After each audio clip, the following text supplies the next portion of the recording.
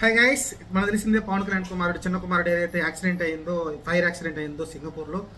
మనం ముందే వీడియో చేసుకున్నాం. అయితే ఇప్పుడు సడన్గా అయితే మన జగన్మోహన్ రెడ్డి అయితే స్పందించారండి దీనిపైన. అయితే ఏదైతే మార్క్ శంకర్ ఏదైతే ప్రమాదానికి గురయ్యాడు, ఫైర్ యాక్సిడెంట్ చాలా దిగ్భ్రాంతికి గురయ్యాడంట, షాక్ అయ్యాడంట జగన్మోహన్ రెడ్డి.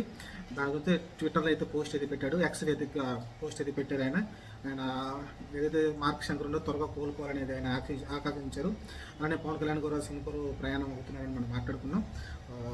మంచిది అలా స్పందిస్తే, ఎందుకంటే ప్రతిపక్ష నేత అయినప్పటికీ ఇప్పుడు అధికార పక్షంలో పవన్ కళ్యాణ్ ఉన్నప్పటికీ ఇలా ఒక ఫ్యామిలీకి ఏమైనా ఇబ్బంది వస్తే పక్కనోడు స్పందించడం అనేది మంచి పరిణామం. జగన్మోహన్ రెడ్డి అయితే స్పందించడంపై మంచిదే. దీని గురించి మళ్ళీ ఎక్కువ మాట్లాడాల్సిన అవసరం లేదు. ఏదైతే పవన్ కళ్యాణ్ కుమార్ జరిగిన దాని గురించి అయితే ట్విట్టర్ వేదికగా, ఎక్స్ వేదికగా అయితే ఆయన అయితే ఒక పోస్ట్ పెట్టి తన సానుభూతి అయితే తెలిపారు. సానుభూతి అని కూడా తప్పు అనుకుంటా.